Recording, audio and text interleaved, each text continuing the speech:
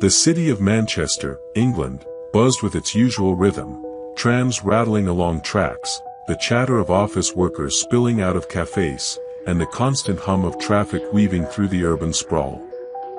Emily Carter, a 27-year-old graphic designer, sat at her cluttered desk in a small shared studio in the northern quarter, her laptop screen glowing with a half-finished logo for a local bakery. The studio was a cozy haven, filled with potted plants, colorful art prints, and mismatched furniture, a space she shared with two other freelancers, Tom, a sarcastic web developer, and Nadia, a cheerful illustrator. Emily had grown up in Manchester, and though the city's gray skies often felt heavy, she found solace in its familiarity. Today, however, that familiarity would be shattered. It was a typical workday, the kind where Emily lost herself in her designs, her headphones blasting an indie playlist as she sketched. Around mid-morning, her inbox pinged with a new email notification, breaking her focus. She glanced at the sender, noraplee@darkmirror.net, with the subject line, "You need to see this." Emily frowned, her finger hovering over the delete button. Spam emails were a daily nuisance, phishing scams, fake promotions, but something about the subject line felt urgent, almost commanding. Against her better judgment, she clicked. The email was sparse, just a single line of text, "Look at it. Share it. Or it will find you." Below the message was an attachment labeled grinning_mask.jpg. Emily's instincts screamed to close the email, but curiosity gnawed at her. She'd always been drawn to the strange and unusual, urban legends, creepy art, the kind of thing that sent a shiver down your spine. She downloaded the file and opened it. The image was grotesque, a close-up of a hand-painted mask, the kind you might see at a carnival or a masquerade, but twisted into something sinister. Its grin stretched unnaturally wide, spanning from ear to ear, with jagged, uneven teeth painted in a garish red that looked almost wet, like fresh blood. The eyes were empty black holes, deep and endless, and the background behind the mask was a swirling void of shadows, as if the darkness itself was alive, writhing. The longer Emily stared, the more the grin seemed to widen, the eyes deepening into an abyss that pulled at her. A wave of nausea hit her, her stomach twisting as a cold sweat broke out on her forehead. She slammed her laptop shut, her heart pounding. "What the hell was that?" she muttered, yanking her headphones off. The studio was quiet. Tom and Nadia had stepped out for a coffee run, leaving her alone with the hum of the radiator and the faint patter of rain against the window. She stood, pacing the small space, trying to shake the image from her mind. But it lingered, the jagged grin seared into her vision like an afterimage from staring at the sun. Emily tried to focus on her work, but her hands trembled as she sketched, her lines shaky. She kept glancing at her laptop, half expecting the image to reappear on its own. When Tom and Nadia returned, their laughter filling the studio, Emily forced a smile, not wanting to seem unhinged. "You okay, Em?" Nadia asked, setting a takeaway coffee on her desk. She was always the nurturing one, her dark hair tied in a messy bun, her eyes warm with concern. "Yeah, just a weird email," Emily replied, her voice tighter than she intended. "Some creepy spam thing." "It's nothing." Tom smirked, adjusting his glasses. "Probably a virus." "You didn't click any links, did you?" "No," Emily lied, avoiding his gaze. "I deleted it." But she hadn't. The email sat in her inbox, a digital specter she couldn't bring herself to touch. That evening, Emily met her best friend, Lucas, at the Old Wellington, a historic pub with wooden beams and low lighting that cast a warm glow over the tables. Lucas, A 29-year-old software developer with a penchant for conspiracy theories and a knack for fixing tech problems, noticed her unease immediately. "You look like you've seen a ghost," he said, sliding a pint of ale across the table, his brow furrowed. Emily forced a laugh, sipping her drink to steady her nerves. "Not a ghost. Just a weird email I got today. It had this image attached. A mask with an awful grin. It made me feel sick, like I couldn't look away." Lucas leaned in, his curiosity piqued. "What kind of mask? Like a Halloween thing?" "No, it was wrong," Emily said, struggling to find the words. "The grin was too wide, the eyes too empty. And the email said I had to share it, or it will find me. I didn't forward it, but I can't stop thinking about it. I know it sounds stupid." Lucas pulled out his phone, his fingers tapping the screen as he searched. "Doesn't sound stupid. What was the image called?" Grinning_mask.jpg, Emily replied, her stomach twisting at the memory. Lucas's expression darkened as he scrolled through results. There's stuff about this online. It's an urban legend, the grinning mask. People say it's a cursed image. If you see it, you're supposed to forward it to someone else, or bad things happen." Emily scoffed, though her unease deepened. "Bad things? Like what?" "Nightmares, paranoia. Some say people go mad, or worse," Lucas said, his voice low. "There's a forum thread here. Someone claims their friend saw the image, didn't share it, and a week later, they were found dead. Scratched their own eyes out. They called it, the thing behind the mask." "That's ridiculous," Emily said, but her voice wavered. "It's just a creepy picture. I'm not forwarding it to anyone. I don't want to scare someone else." Lucas shrugged, setting his phone down. "Your call. But if you start seeing things, don't say I didn't warn you." That night, back in her small flat in Ancoats, Emily couldn't sleep. Every time she closed her eyes, she saw the mask, its grin stretching wider, the black eyes boring into her soul. Around 2 a.m., she woke to a faint tapping at her window. She sat up, her heart racing, and peered through the blinds. The street lamp outside cast a dim glow over the empty street, the rain tapping against the glass in a steady rhythm. She told herself it was just the weather, but the tapping felt deliberate, like fingernails on glass. She drew the blinds tighter, her pulse pounding, and crawled back into bed, the image of the mask haunting her thoughts. The next day, Emily returned to the studio, her eyes heavy from lack of sleep. Tom and Nadia were already there, their chatter filling the space as they worked. Emily opened her laptop to resume her design, but froze. Her wallpaper had changed. It was the grinning mask, its jagged smile filling the screen, the black eyes staring directly at her. She gasped, slamming the laptop shut, her hands trembling. "You okay, Em?" Nadia asked, looking up from her sketchpad, her pencil pausing mid-stroke. "Yeah, just a glitch," Emily lied, her voice shaky. "My wallpaper changed on its own. It's fine." Tom smirked, not looking up from his coding. "Told you, virus. You really need to stop clicking on dodgy emails."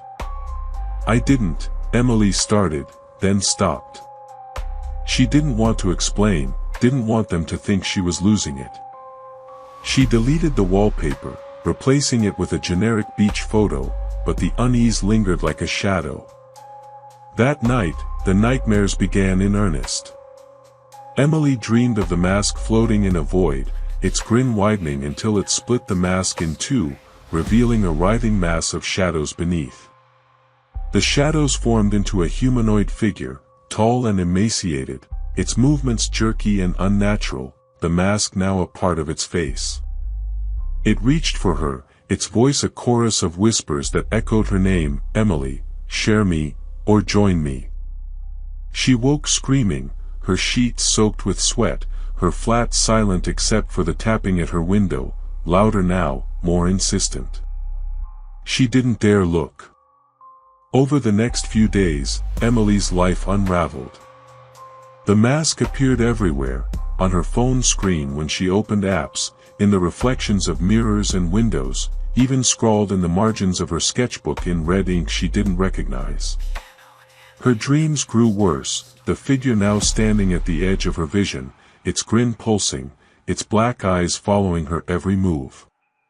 She stopped sleeping, her eyes bloodshot, her hands trembling as she tried to work. She avoided the studio, texting Tom and Nadia that she was sick, but the truth was she couldn't escape the feeling of being watched. One evening, while staring at her laptop, Emily noticed her inbox ping again. Another email from norripley@darkmirror.net, this time with the subject, "You didn't share." Her stomach dropped as she opened it. The message read, "It's too late to run. It's coming."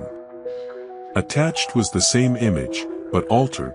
The mask's grin was wider, the teeth sharper, and in the background, the shadows formed a faint silhouette of the figure from her dreams. She deleted the email, her hands shaking, but the image lingered in her mind, inescapable. Desperate, Emily called Lucas, begging him to come over. He arrived at her flat an hour later, his face pale as he took in the mess, curtains drawn tight, unwashed dishes in the sink, the air thick with tension. Emily sat on the sofa, her knees drawn to her chest, her voice trembling as she spoke. "It's everywhere, Lucas. The mask, it's on my phone, in my sketches. I see it when I close my eyes. I hear tapping at night, and in my dreams, there's this thing.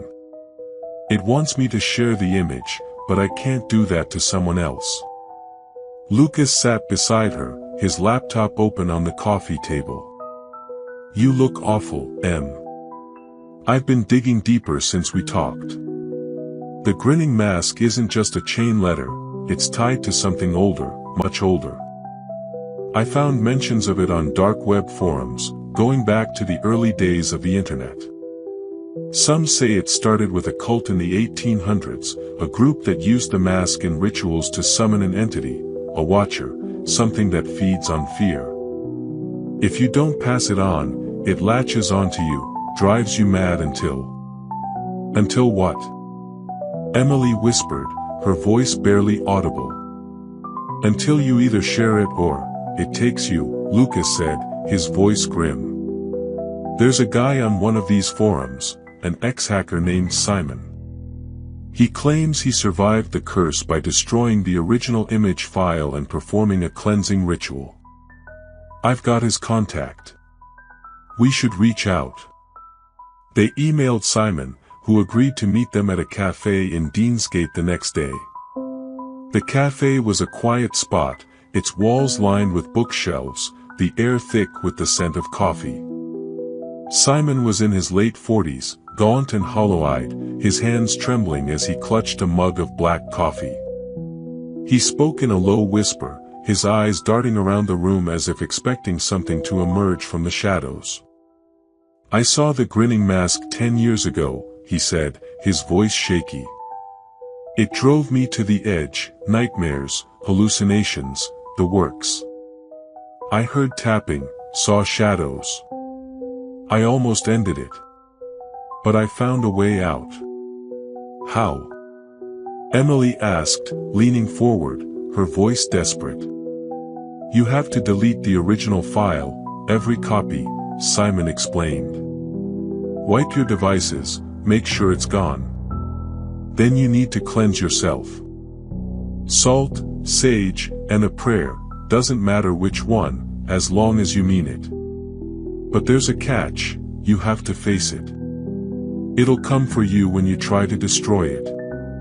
If you falter, if you run, it'll take you. Emily swallowed hard, her throat dry. Face it? What does that mean? Simon's eyes darkened, his voice dropping to a whisper. It'll show itself, fully. Not just in dreams. You'll see the thing behind the mask, the Watcher. It's not human, it's something ancient, something that shouldn't exist. If you break, if you look away, it'll drag you into the shadows. Lucas placed a hand on Emily's arm, his voice steady. We can do this, Em. I'll be with you. Emily nodded, though fear gnawed at her. Okay. Let's end this. That night, they prepared for the ritual in Emily's flat. Lucas gathered supplies, salt, a bundle of sage, a lighter, and a small vial of holy water he'd gotten from a church down the street. Emily wiped her laptop, phone, and cloud storage, deleting every trace of the email and the image, her hands shaking as she worked. They drew a circle of salt around the living room, the sage smoldering in a small bowl, its earthy scent filling the air. Emily clutched a cross necklace her mother had given her years ago, the metal cold against her skin, while Lucas held the vial of holy water, his face pale but determined. Ready? Lucas asked, his voice a lifeline in the tense silence. Emily nodded, her voice trembling. Let's do this. They began reciting a prayer together, a simple one Emily remembered from childhood, their voices shaky but resolute. The air grew cold, the lights flickering as the sage smoke thickened, curling toward the ceiling like tendrils. The tapping returned, now a pounding at the window, the glass rattling violently in its frame. Emily's breath hitched as she turned, and there it was. The figure from her dreams stood outside, its body tall and emaciated, the grinning mask glowing in the darkness. Its eyes were voids, endless and hungry, and the grin pulsed, the jagged teeth lengthening as if eager to bite. Don't look away, Lucas whispered, gripping her hand tightly. Keep going. Emily's voice wavered as she continued the prayer, her eyes locked on the figure. It pressed against the glass, the window cracking under its weight, its voice a hiss that echoed in her mind. You can't erase me, it snarled, the words slithering through her thoughts. I'll always find you. The sage flared, the flames surging as the entity screamed, a sound that rattled Emily's bones and shook the walls. The window shattered, glass scattering across the floor like a burst of ice, and the figure stepped inside, its movements jerky, its grin splitting wider to reveal a writhing mass of shadows beneath. The shadows pulsed, forming tendrils that reached for her, the air thick with the scent of decay and sulfur. Emily's resolve faltered, her body trembling, but Lucas's voice cut through her fear. You're stronger than it, Em. Don't stop. With a final shout, Emily threw the vial of holy water at the figure, the liquid splashing across the mask. The entity let out a guttural roar, its form convulsing as the sage smoke enveloped it, the shadows beneath the mask writhing in agony. Lucas grabbed the burning sage, thrusting it toward the figure, the flames surging brighter. The entity screamed one last time, its form dissolving into a cloud of black ash that dissipated into the air, leaving behind a faint whisper, I'll be back. The room fell silent, the air warming, the oppressive weight lifting. Emily collapsed onto the sofa, her body shaking, tears streaming down her face. Is it over? She whispered, her voice raw. I think so, Lucas said, his voice hoarse. He checked her laptop, the email was gone, the image nowhere to be found. The flat felt lighter, the shadows no longer menacing. The next few days were a slow return to normalcy. Emily went back to the studio, her smile tentative but genuine. Tom and Nadia noticed the change, teasing her about her miraculous recovery, and she laughed, the sound a relief after weeks of terror. She threw herself into her work, designing with a renewed focus, the mask of fading memory. But late at night, in the quiet of her flat, Emily would sometimes hear a faint tap at her window, a whisper on the edge of her dreams, "Share me." She never spoke of it, but she kept a bundle of sage by her bed, a vial of holy water in her drawer, and the cross necklace around her neck. She checked her inbox daily, her heart skipping a beat at every new email, but the message never returned. Somewhere, on a forgotten server in the depths of the internet, the grinning mask waited, its jagged smile glowing in the dark, ready for the next curious soul to open an email they couldn't ignore. And in the shadows of Manchester's rainy streets, something watched, its grin never fading, its hunger eternal.